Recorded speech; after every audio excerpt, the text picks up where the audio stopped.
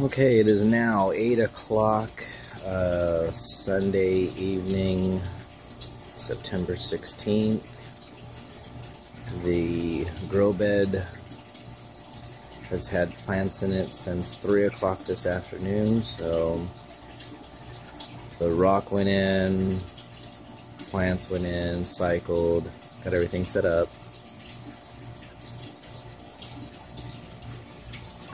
The water is totally brown from all the dirt, and then the kelp extract that went in to the plant and to the bed to feed the plants. But you can already see this basil here, how nice it's standing up. Kale. Got some cilantro. Cilantro is real sparse, but that's good. I wanted to just with some smaller plants actually to really gauge this. That standing straight up is cucumber. I put way too many cucumbers in here, but I just could. There was like 6 plants in the one planter, and I didn't want to just toss them. It's a Roma tomato plant. I put this cage up for everything already to grow off of. More cucumber plants, and then marigold, jalapeno. Right now the cycle is 11 minutes and it's getting ready. It's hard to see, but there's a brown line where the water comes up, and it's about to hit that and go into the siphon and dig down really quick, and you can see the water, where the water comes up. The feeds, that's kind of hard to tell, but that's basically 1.5 inches, 2 inches down underneath the dry. And then here comes the siphon starting.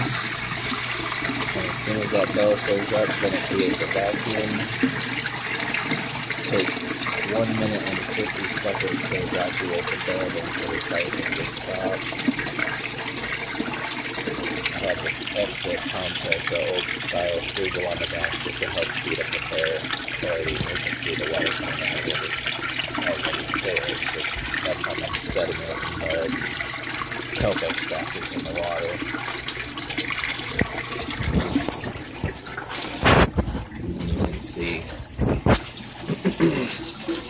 where that water came up, it's already gone. So we'll fill the hole back up.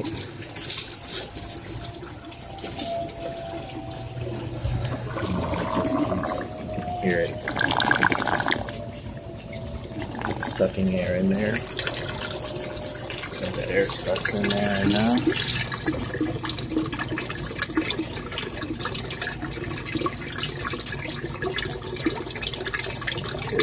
Make the toilet sound, flushing.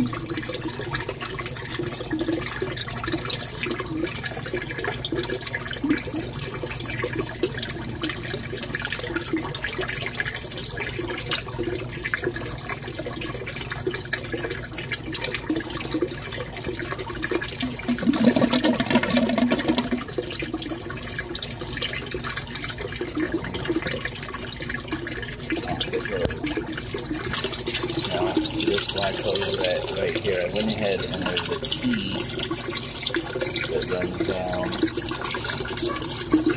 in the water that's creating all the pressure that you see on the back of the tank right here, and I tapped that and I ran a hose and it comes up here and it's sucking air. You might be able to hear it. Anyways, it's sucking air, and all of those bubbles are what is coming up. It's the air that is sucking in. The jet out of there is creating a vacuum and sucking air in, just like a power head filter for a normal fish tank. So you have jalapeno, marigolds.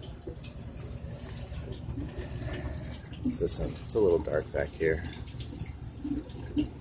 but basically this one right here is not even in the gravel or anything.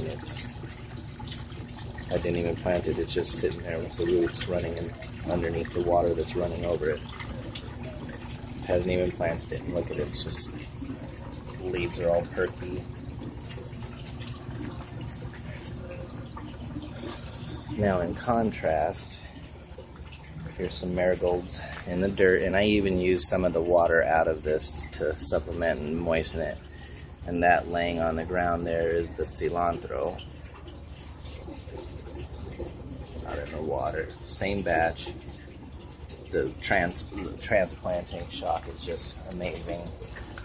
And old dirt. This is the basil. Same as this right here. Night and day difference, and there's not any soil. It's just the roots and the rocks and this flood and drain system. So I'm gonna put a lattice in the front right here that'll drop all the way down, and we'll have this cucumber plant drape over and train it down and just have it use the lower vertical space, and then those ones in the back will climb up the fencing and use the upper vertical space. And that's about it. I'll just show you. Get the bell out of here real quick.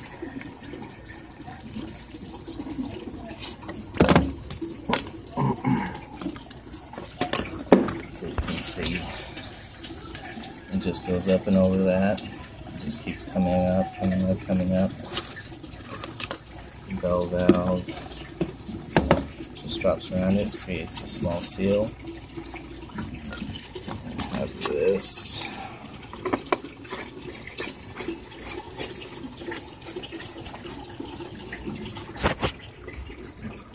I still have a lot of space that I can plant stuff in. It seems like it's really crowded, but we'll see.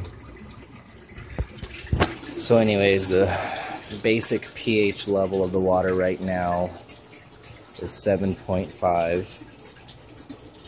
Actually doesn't need to drop too much to get into a good zone.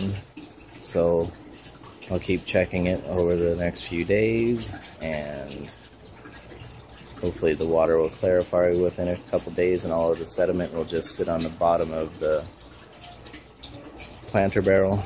I already have the other barrel cleaned and ready, and I'm probably going to put from here over to here another planter, so that we'll be able to go to the back side and have another planter and just feed the plumbing back into it. So it took from 8 o'clock until 4 o'clock to get almost all the parts that I needed, going from tank and barrel. I meant to even mention that at the beginning of this video. Rob over at Tank and Barrel, really nice man. The tank barrel with the lid, food safe and cleaned already, was $30. Has a really nice lid and latch system on it. And then the other barrel I still needed to clean out a little bit, but it just had some bio soap in it. Cleaned it out really good, scrubbed it, and it cleaned itself. It was just like spick and span, and that was $15. He also had the bulkhead there, and that's about it for right now. I'll update it tomorrow. And right now the cycle is 11 minutes to fill, 1 minute 50 seconds to evacuate, and it drops the water level in the water test. It was down to 1 3/4 inches on the bottom, right below that, before the siphon breaks. So there's barely anything left in the bottom of that. It looks a little cattywampus, the cut, because the cut was actually really even. But the barrel shape wasn't very even. It has this strange bell shape to it on the top. And as you can see, you get down to the bottom and it gets bell-shaped a little bit at the bottom again. So even though it looks like it's a little cattywampus, this side's up higher than the other side, the actual siphon, the top of the siphon is actually level and it drains perfectly. It's been adjusted this way so that the siphon was level. And interestingly enough, this end has, right to the top of this rock is 10 inches deep.